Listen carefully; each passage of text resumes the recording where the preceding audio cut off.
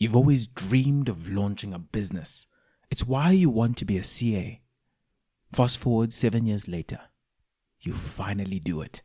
You are eligible to register as a CASA, and then you qualify. With CA in hand and vision in the other, starting that business is only inches away. But still, you don't start. Instead of starting, you scroll. Podcasts, books, reels, always learning, never doing. I'm not ready yet, you think. Just a few more years in audit, you say. Those golden handcuffs getting shinier and shinier by the day. Can procrastination wear the mask of preparation? Can fear be blocking you from venturing down the road of your wildest dreams?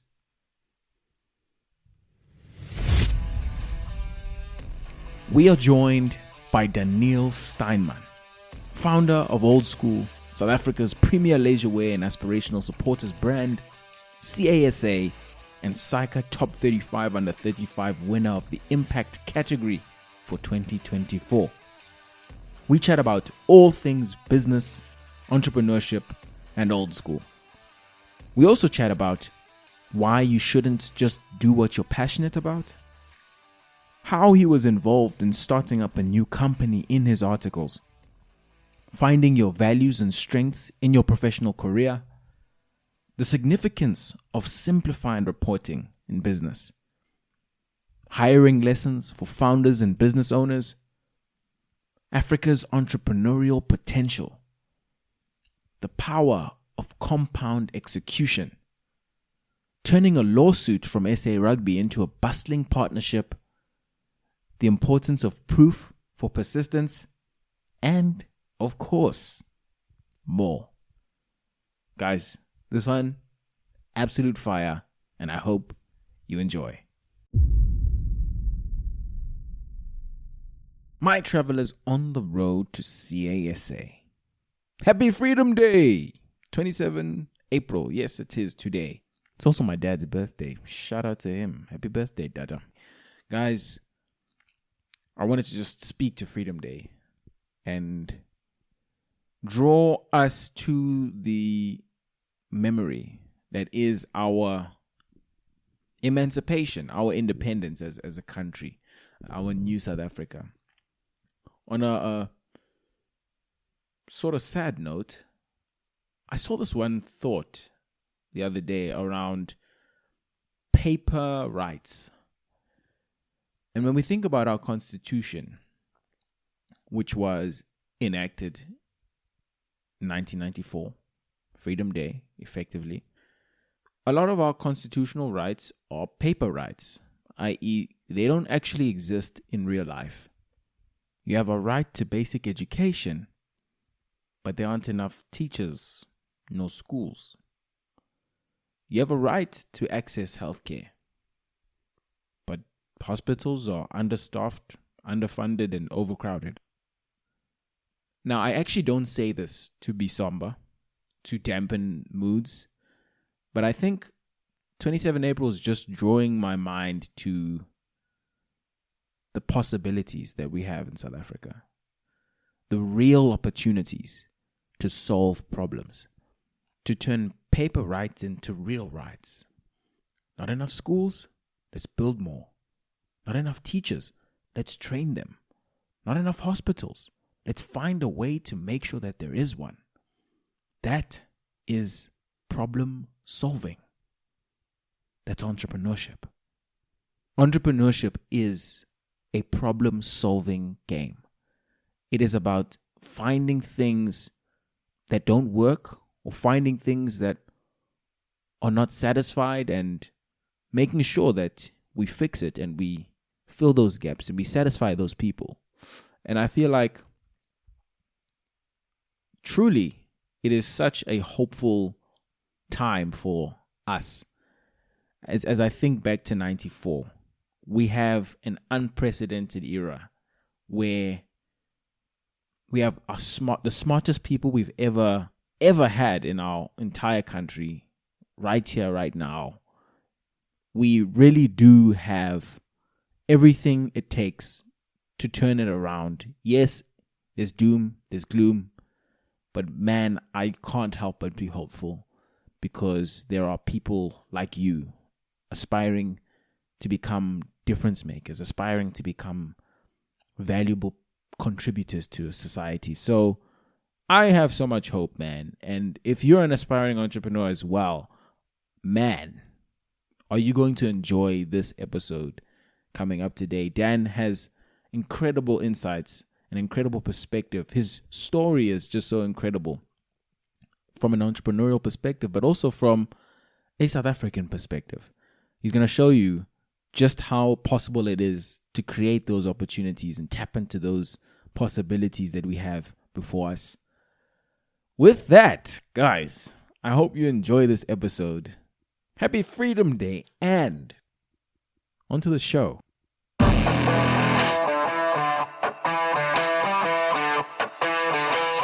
Welcome back, my people. This is the Road to CA podcast, the show for aspiring chartered accountants to inspire, empower, and inform the difference makers of tomorrow.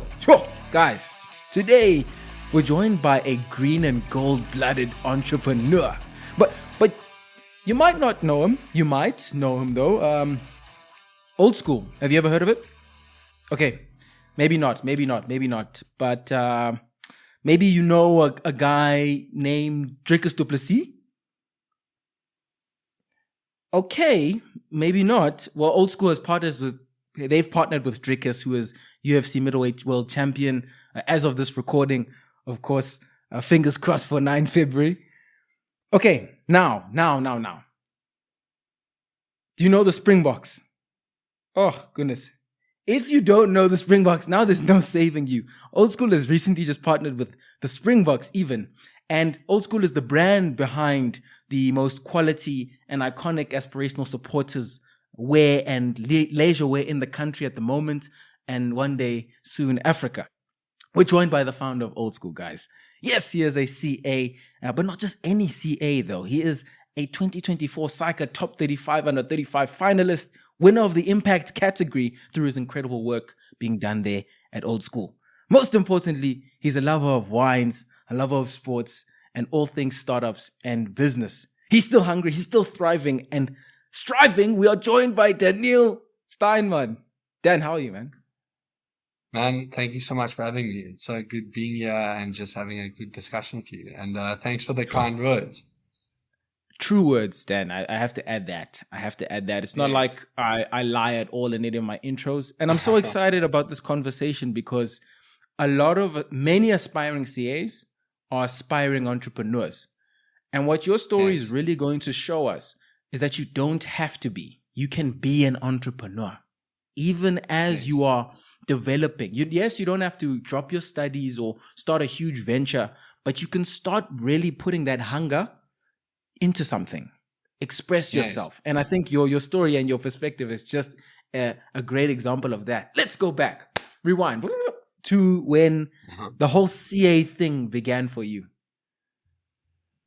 So I think when I sort of at high school, I always, it's crazy, but you're almost like coming from a school like Paul Roos. It's almost as if when you choose your subjects in grade 10, you almost already make the choice of, in what direction you want to go. So I think that's sort of when the decision came. I think I always knew I had a passion for business. I think I was quite natural, like drawn to entrepreneurship. And I sort of, at least from my dad's friends, the most successful ones were CAs, so I think that's what inspired me to be a CA. I think as time went on, even the CA journey changed to what it means to be a CA, or at least a fresh CA. I think, when I went to go article, the whole concept of articling, outside of public practice anything outside of maybe Investec or Nedbank was sort of quite absurd or sort of seen as being risky. I think people were like, I think there was so much wording regarding like the buzzword of like, what it means to have a Big Four on your CV and like the opportunities for going international with it. I sort of stuck to my gut against a lot of opinions and went to VAT-IT, which is sort of a regulation tech group, which sort of specializes in quite a variety of businesses, not necessarily VAT at all. And I think that's probably one of the best decisions I made for my personal career. I think I was in university, I was quite strong academically, very competitive. I sort of always wanted to be, placing close to the top in the year, sort of always trying to chase down prizes that I actually didn't end up receiving. But yeah, I think I was a strong chartered accountant, like strong academically, but I wasn't actually passionate about it. I think my dad always says you don't define a strength at something that you're good at, but something that makes you feel strong. And I felt much stronger in like the business side than necessarily any technical work. Although I was able to do it quite above expectation, I'd say.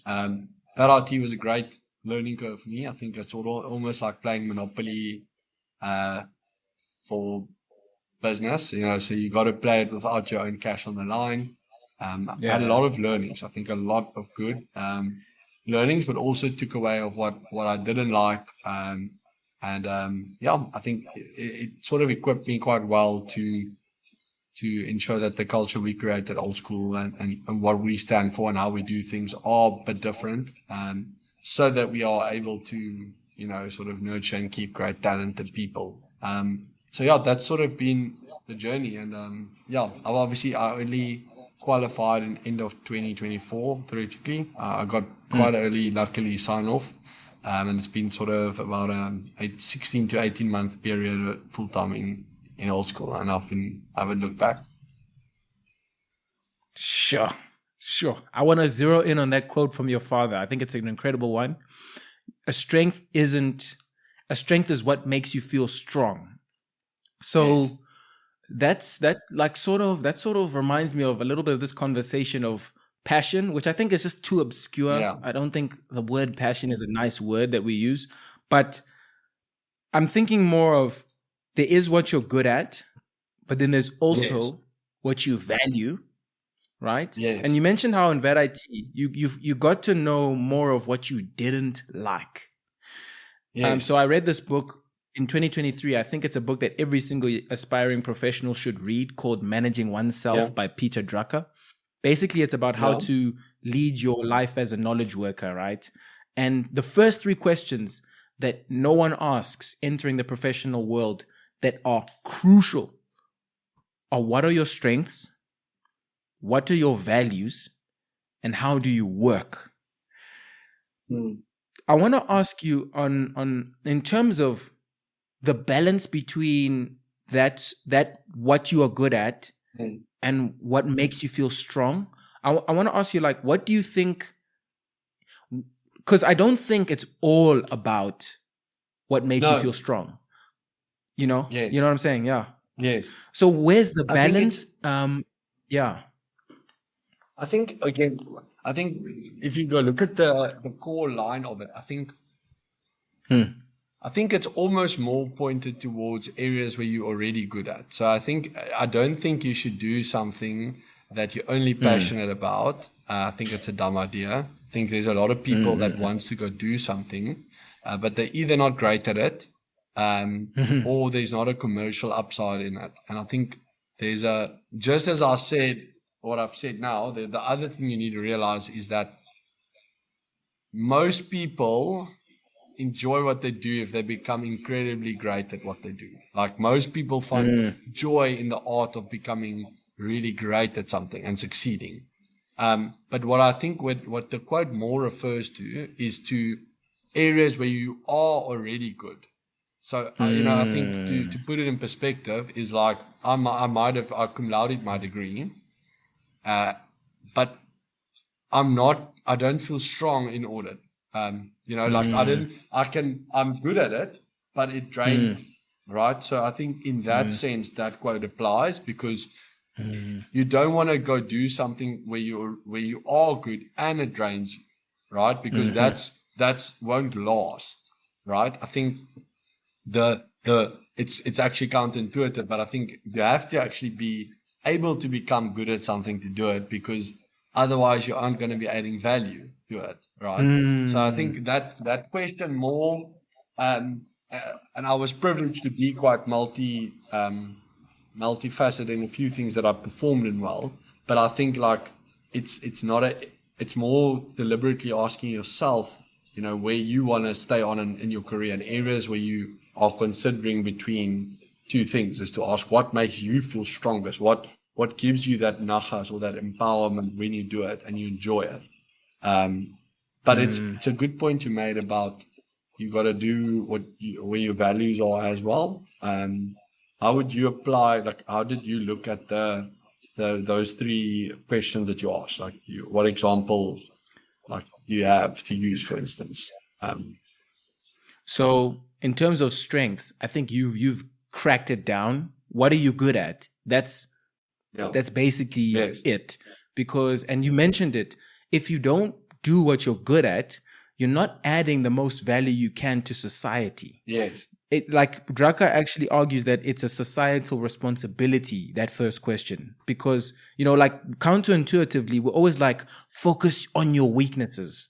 But Draka's like, no, that's not the way. No. That is so counterintuitive. That's actually the path of most resistance and the path that's going to lead to the least value. And so that you've already cracked on. Values, I really believe that articles is the place where you're really able to find out what your true values are. So if we think about even the word values, right? I hate the way company values are portrayed. Oftentimes it's just words. But if you think about values, though, they are things that we value. And I thought about like all of the different ones, integrity, humility, respect, etc. Not everyone values every value equally. They're all values, but it's the ones that you value most that you're going to have to look at in yourself. For an example, I thought about the value of excellence, which is definitely a lot of aspiring CAs, coming from a great academic background. I mean, cum laude your degree, went on to do all crazy things with your career. A lot of us are of the same ilk of wanting that excellence. Unfortunately, there's a price. Because values are so valuable. There's a compromise to anything. Yes, there's a... Exactly. And the cost of excellence oftentimes is tolerance.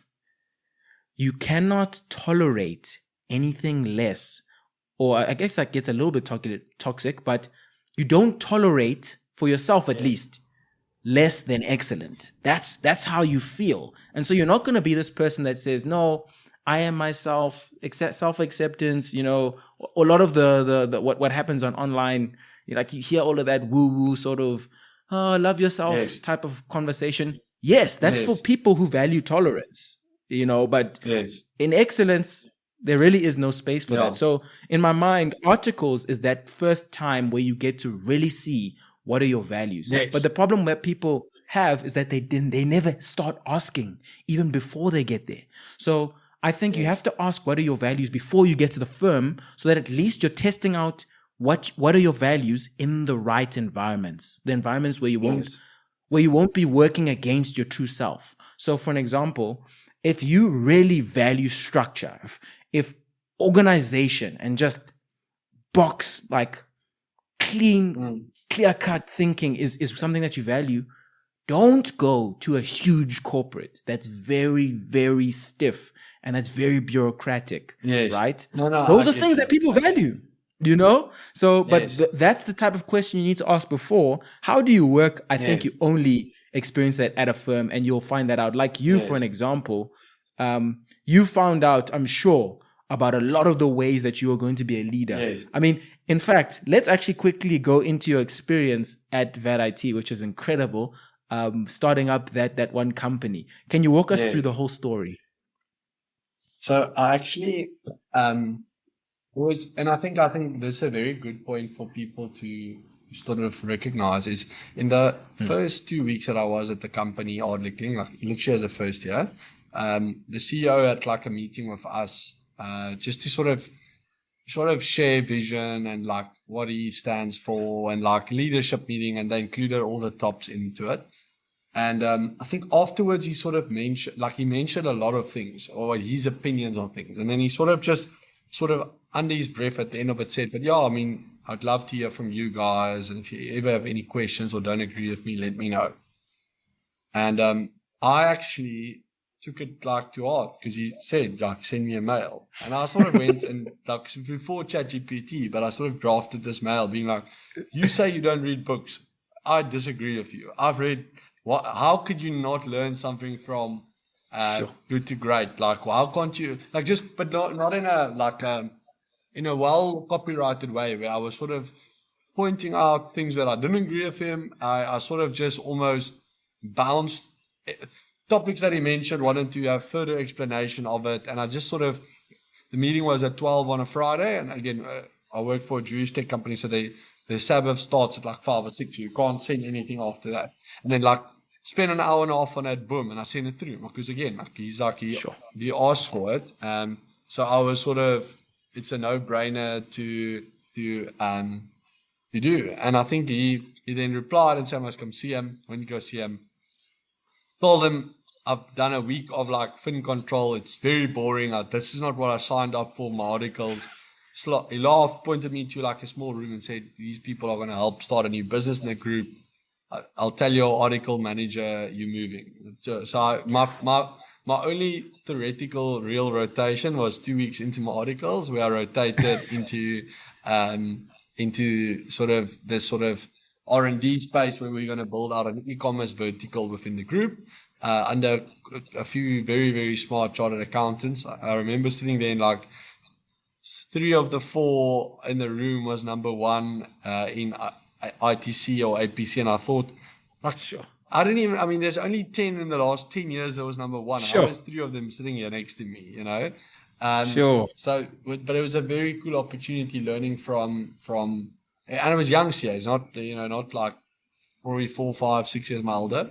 But, yeah, that's how I sort of got into this, like, really cool opportunity to help build out a business in my articles. And, I think once the opportunity came, and the business started really growing, it was sort of hard to rotate me out of the business because of the sort of stickiness, and just like, when you've done something that's only 6 months old and you've been there 6 months, more than everyone else. So it sort of was hard to remove things. And I think that led to a very fortunate and like favored articles where I got to travel to New York, Vegas, LA, like London, Europe, all over for work as a sort of lighty in his 20s that's just there as a second year article, but sort of taking on a position in a sales group and stuff. So, I think a lot of your groundwork and just your basics, your professionalism and stuff is what I picked up there. And I was quite lucky. Groundwork and basics. There's one specific groundwork skill that you were cultivating there, which we'll get into later, hiring. But I want to actually ask, what other groundwork skills, attitudes, competencies did you gain other than just that basic professionalism, learning how to email, learning how to approach things in a professional manner? I think so much. I think like top of head, if I can keep it to one, is I think like simplified reporting. And I think just like understanding what when you're dealing with a CEO of a business, and I sort of found myself in a situation similar, is like, don't go over complex an Excel sheet when I actually want 5, KPIs and sort of like, it almost needs to be able to be drawn up on a napkin, because, you're not worried about like how much leads you caring about conversion so I think that just simplified and like, clean, like reporting so that decision making, can be done was sort of, I'd say, one of the top ones that I learned. I can empathize. What's the word? I can relate to that so much, because like what my mentor, he has this thing called candid feedback, where he puts you in this frame where he's going to give you honest advice, right? Yes. And he believes that professional growth doesn't lie in mostly positive feedback. Mostly it's just not. No. Like 90% of professional Yes. growth, it's all in the negative or constructive feedback. And he gave me this constructive feedback, this candid feedback. And one of the things that I had lacked in my approach in the podcast was my simplicity. Because if you actually empathize now with a CEO, right? If you really think about it, they don't have time. They have 1,000 things on their plate. So their minds are just already full. So they need simplicity. They need convenience. They want people to give them, like, it has to be like value. It has to be value packed every single interaction, especially if you're like some students, for an example. Yes. And I think it's so important to empathize with anyone that you're giving value to, because if you don't, you give it to them in your way, and that's not the way that adds value to them. You have to give it to them in their way. Simplified reporting. That's a huge one. So, also regarding hiring, I actually was really, really curious because I saw this one quote by Simon Sinek, and he was talking about why. So young people, this is probably in the US, it could be here. I don't really know about the culture of jobs in South Africa yet, but they will ask for a raise or feel entitled to ask for a raise. They'll basically say, I've been working for a year or however long, same time as like that guy who's been here for 5 years, and I'm doing the same work, doing probably better than him. And the reason why Simon Sinek was like, no, you don't deserve a raise yet, per se, is because that guy, he has been through the storm. Because that person's been here for a long while, they know how to operate. And I know that they can operate when the storms are about. And they know how to hoist the mainsail in that stormy, tumultuous time. I don't know if you can. Yes. You might just leave when it's bad. It even gets into that idea that you talked about. Remember you mentioning the World Cup test, but we're not into that. Also, there was this bit of hiring advice from, I think it was Reid Hoffman, who's the author of Blitzscale, one of the founders of LinkedIn, also one of the PayPal mafia. And this one thing that Uber did, which is so crazy, when Uber's just high growth. They're just growing and growing and growing and getting into different countries at such fast paces. They literally, in their hiring, they ask the person that they've hired who's good and they've vetted. They like, okay, this guy's a person. They've done an interview. They ask them, who are the 3 other best people in your organization? They hire them without even looking, which is such an interesting thing. What is your hiring philosophy? How do you go about it, having already been through that process, scaling the startup at VAT IT from like 5 people to 100 people plus? How do you go about hiring?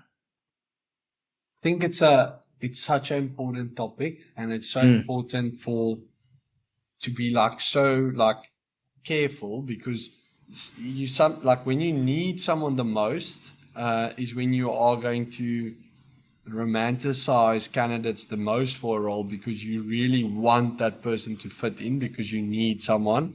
So I think biggest lesson, and I've learned this so hard over the last year, is just to rehire for what's coming. It's so important, because I think it is so sometimes I think the biggest thing in life is acting on your gut. I think it's so important to be realistic and be like, sometimes we overcomplicate a MPV or a calc to figure out something we really actually know.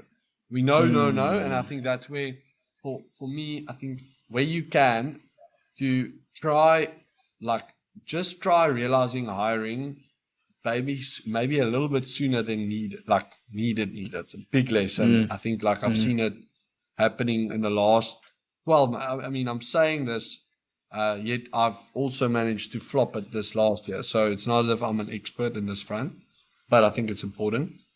I think when it comes to hiring, I think it is the people in your business is what builds the actual business. And I think when you are looking for people, I think that mentality of, if you have someone, so I remember my boss always said, like, you know, he doesn't lie awake about C players. So he says, life, you get three. You get A players, B players, and C players, right? He says, A players is the top 5 or top 10%. B players is the rest of the, like, you know, sort of a next 60%. And then your C players is like your bottom 30%. It's different in different jobs. I think engineering, it's like less wider, and retail, it's probably much easier to spot, you know, bad and good talent. But he said what lies you awake is not C players, because they just get worked out. If you have a okayish culture or anything really, like, C players won't keep up. So they're not really there to destroy your business. They pump momentum. You lose, obviously. There's a lot of opportunity because of having them in the business, but they'll work themselves out if you have good people. I think the biggest problem in life is B players. And that's what I actually would say I agree with as being most fearful, is people that is just actually average. And I don't mean there's certain roles where average, like, you know, someone that has to just do customer service, like, you could still be someone that's excellent at that, like a really, like, incredible at caring and stuff, and that makes you good in that role. So I'm not talking here about, like, if you're a CA or engineer or a retail staff member. I'm talking about, like, how you perform in your work and how passionate you are about what you're doing. And I think the biggest problem in life is people that can sort of, and I mean, you'd probably know quite a few CAs articling that's literally just there to find any way necessary to do minimum required to be, like, meeting expectations, right? And I think that is the biggest, that's people you want to keep as far away as your business as possible, because they just, they actually bring your A players down. But what you've said about, and you probably, that would be my advice, is if you have someone world class or fantastic, the people they think are fantastic is highly, highly, highly likely, if not almost 100%, also fantastic. So that strategy of hiring fantastic people and hiring the people around them, can't agree more. You had this incredible quote from your application or your running for the Rhodes Scholarship. Yes. Can you share us with that? Can you share with us that quote and why you believe it? So I think obviously for South Africa, at least I believe I'm driven by purpose. So my belief is that I am not on earth to just, like, work and die. I sort of believe in that I'm called to sort of serve as someone. At the moment, I'm lucky that I'm the guy in charge of running Old School, which is actually a vehicle. So Old School is a vehicle to do good and give back. It's that, again, that's technically what a business is. It creates purpose for others, right? And then it got the ability to sort of help in the community. And I think once you realize just how powerful businesses are, like, and just how much problems they cure. You know, I think the biggest problem for a mom that's crying is because her son doesn't have a job. Get the son a job, get him happy, family happy, right? Like, so I think poverty and, like, people that don't have purpose. Yeah, but I think all I say is I think the biggest disease in Africa isn't, like, anything but poverty. You know, I think it's literally the biggest disease is poverty, and entrepreneurship is the cure.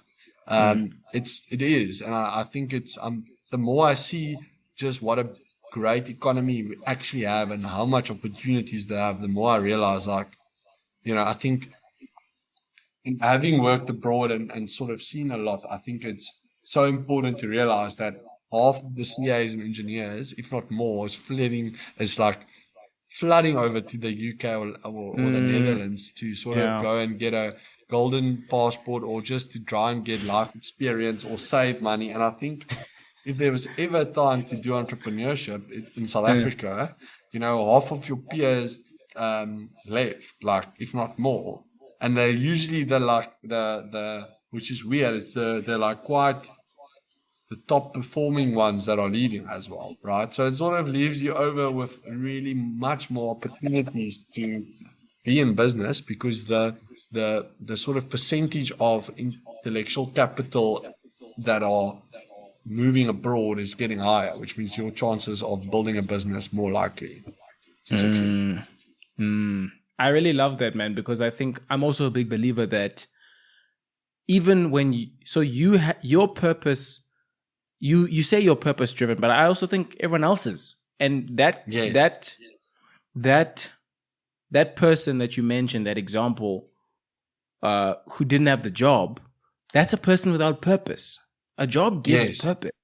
Like we think, it's all about money, right? And I have a maybe controversial take on this, that I believe money is literally nothing. And actually, let me just explain that. Yeah. Right? Money literally means nothing. And it's funny. I'm a finance and accounting student, but if I had in my hands two things, right? And you could have any one of these two things. In my left hand, I've got 10 million rands, right? Yeah. And in my right hand, I have a pair of shoes. Let's call it freedom of movement, because I know you have freedom of movement. Yeah. So I've got a pair of shoes in my right hand and 10 million rands in my left hand. Which one would you choose if you can't spend the 10 million rands? Yeah, exactly. Which one would you choose? Exactly. The shoes, you see. Yeah. You choose the shoes because money means nothing. It's the things that money can buy. And in a case of a job, yes, you get remunerated with the money, but also what you get is purpose. I think there's purpose behind a job. Yes. And there's, if the money means you can feed your family, that's purpose. And it's so beautiful, the age that we live in now in entrepreneurship. I mean, we've got macro indicators potentially backing us. We just need Eskom to pull through, and which are big things. But we need a few of these things to come around, the telecoms and the internet of Africa to build the infrastructure. But you've literally got the youngest population in the world. Literally, birth rates are declining in most places. The US declining, UK declining, in a lot of these first world countries. Yes. And you've got the youngest population. You've got the talent here. If you look back at the baby boomer period, back in the 1960s, 50s, that was the baby boomer of the US. It was population. Yes, there were a few other things. Obviously, the US had great infrastructure on the back of it from the 1800s growth and the early 1900s growth. But that's what we're about to enter into. So even Africa's also, it's got a great 50-year, let's call it even 20 to 50-year business case.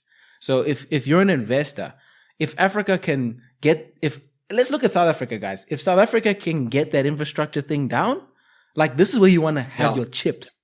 This is where you want to have your chips. If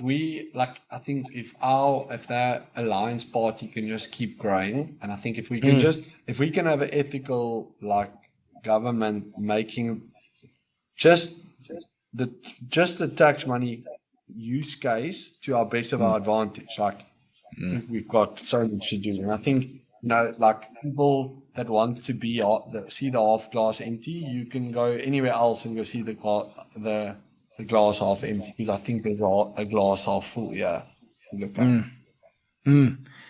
So this is an interesting sort of segment where I've found these journal prompts of Morgan Housel. He's the author of The Psychology of Money. I want to ask you them. It's about 5 questions. Please. And you're going to pick one. So you're going to think about all of them, because I think they're just such incredible introspective questions. But you're going to pick one to answer for aspiring CAs. You got it? Okay. Yes. Cool. So let me just get them here. The first one. Okay. What do you confuse, or rather, what do you think is ambition, but that is actually envy? That's the first one.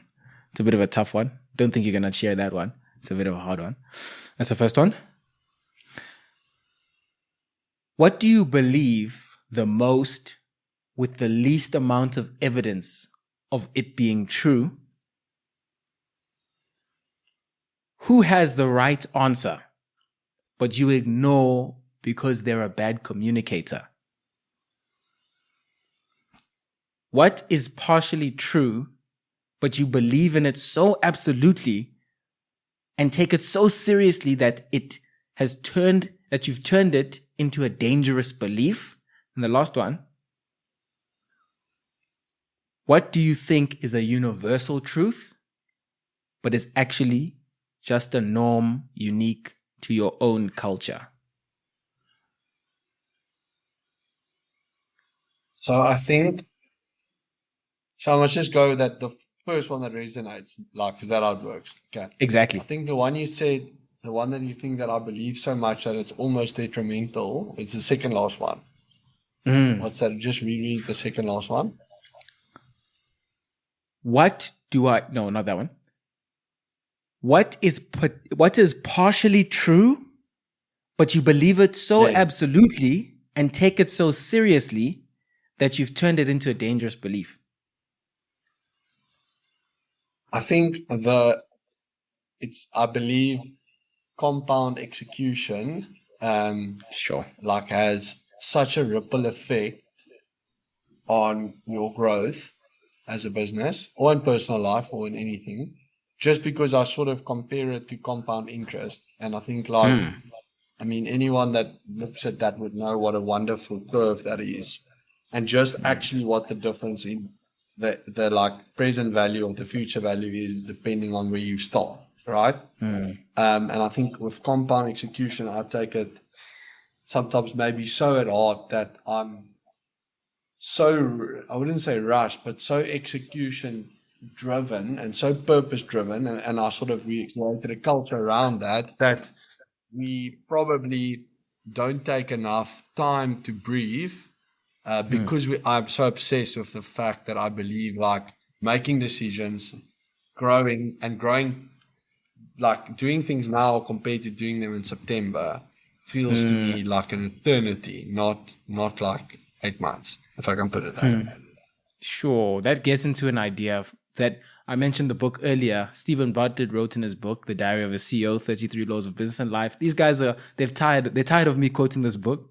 But one of the rules was you must sweat the small stuff.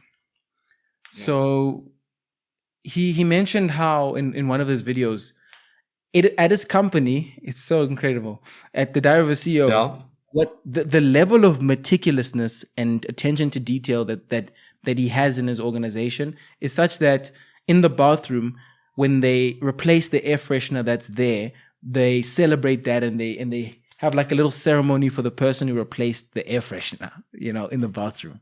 And so most people would laugh at that. And that kind of proves that most of these small things are easy to do, but also easy not to do. And you'll find that each of those small things over time, that one day that you wasted, that turns into, another one and another one and another one. It compounds. And I love that term that you've used, compound execution. It compounds against you. Just like how compound execution can work for you, compound inaction can work against you, which is such a powerful thought. Also, there was this other quote. This is another introspective one, specifically on your time at Old School, because I know it's a high growth entity. It really is just growing like nothing that a lot of people have ever seen. And there was this quote by Haruki Murakami, who's a Japanese writer, that went like this: and once the storm is over, you won't remember how you made it through, how you managed to survive. You won't even be sure whether the storm is really over. But one thing is certain. When you come out of the storm, you won't be the same person who walked in. That's what the storm's about. Can you share with us one storm? Because there's been 1,000 storms over the past few years. Can you share with us one storm in the growing of Old School that you've experienced and how it changed you?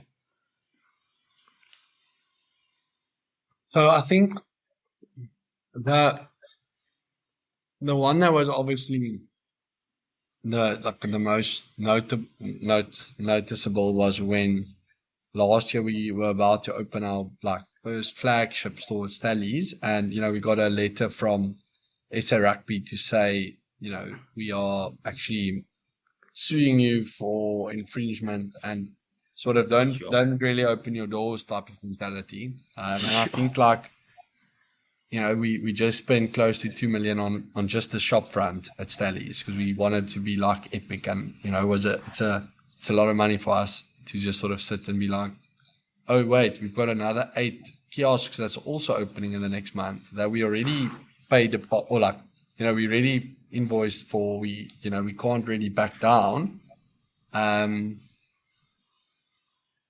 I think it was very hard for me in that period to think about the future of the business because I sort of went into survival mode in the storm. But I think something it taught me, and I think it's a really important lesson for entrepreneurs. And I think it's something that if you go study most like entrepreneurs that became successful, there's a lot of luck involved, but there's a level of persistence and like not stopping, not taking no for an answer in different shapes and forms. You know, I think I'm more an extrovert, so I vocally will keep following up till I get an answer. But I think just some others is like persistence and like keeping your head down and like having a positive outlook out of a bad scenario. It's very important. Sure, that is huge, man.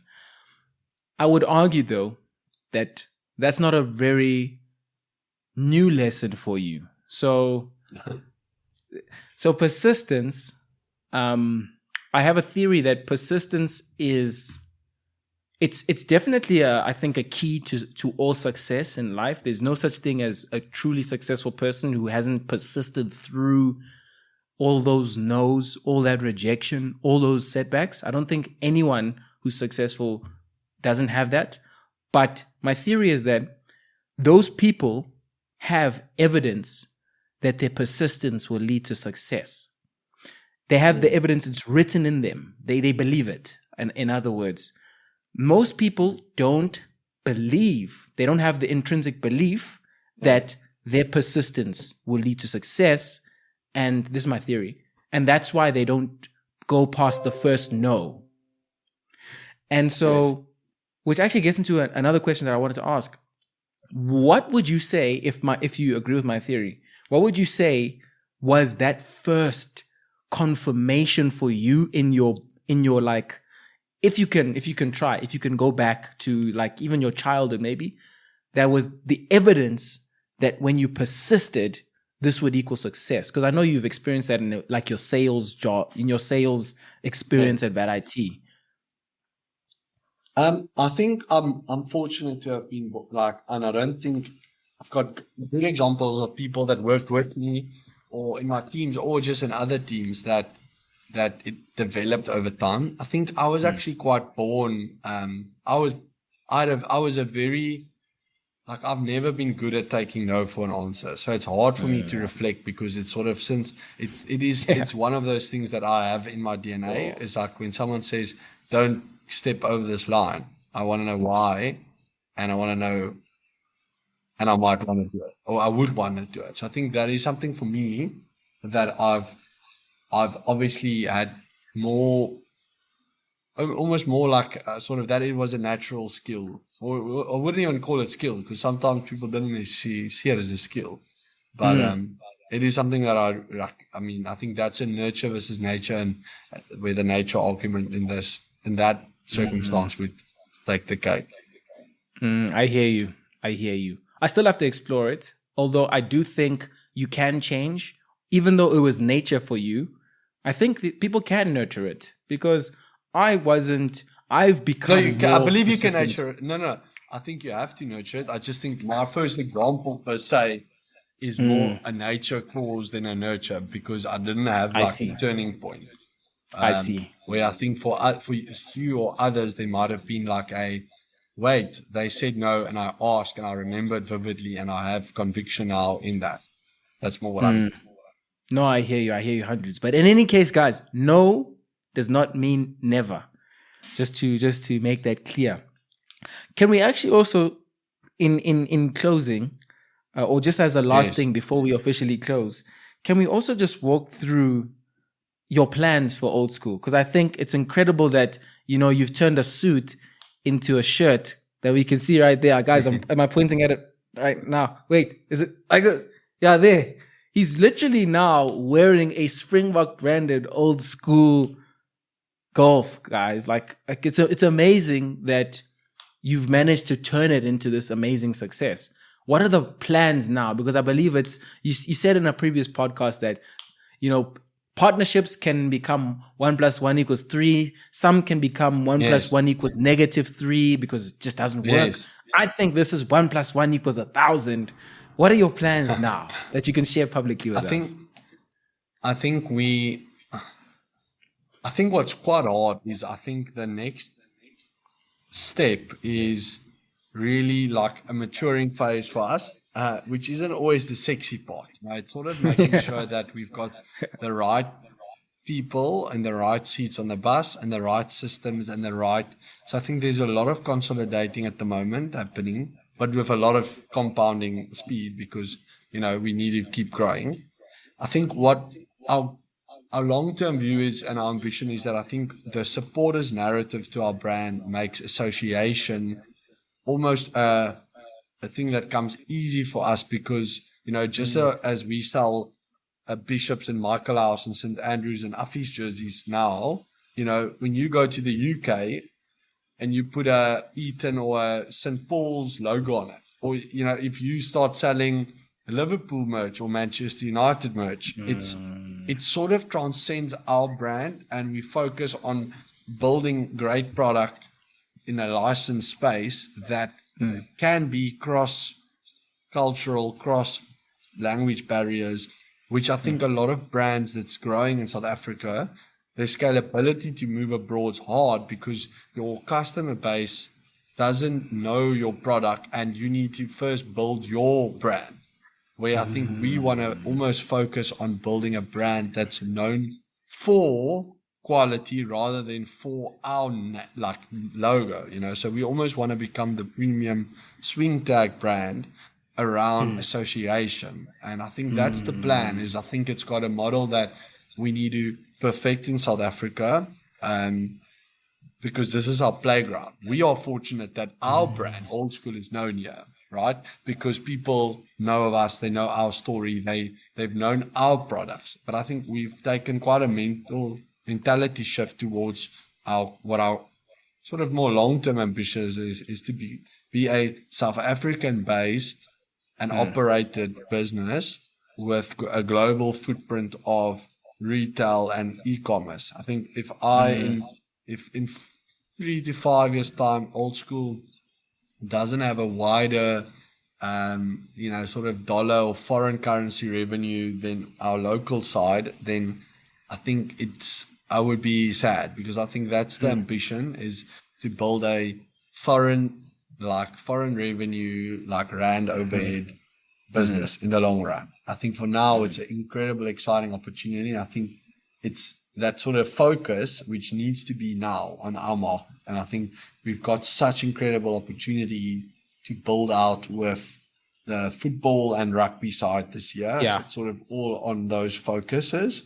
And then we'll see where it goes from there. But I think we've got to, I've got like a 5-year plan and a 1-year plan. We don't really know the rest yet. So, yeah. I think that's. But thank you, Alunga. It's so nice being here, and thank you so much for your time. I really, really appreciate it. Dude, I think it's incredible just what you're doing. Literally, your steps are gold for aspiring CAs. I really do believe that. Literally, just you walking like that, just looking, just seeing the compound execution in action and seeing it in fruition, seeing what gold it can actually produce, green and gold, is incredible.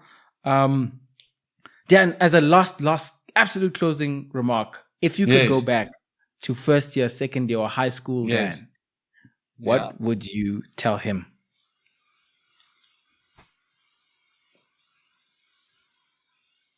I think it's obviously cringe, but I do think like never stop dreaming. I know, never stop like being ambitious. I think like I think I hope I could be a story of inspiration for other like young 20-year-olds, because I think I also always felt, like I remember me and my one friend, Bert, we always had to have this like 3-year goals. We want to have this size business when we were 23 and then 25 and then 27. And like, I never knew how I would accomplish it. Like, I didn't try and reverse engineer my goals.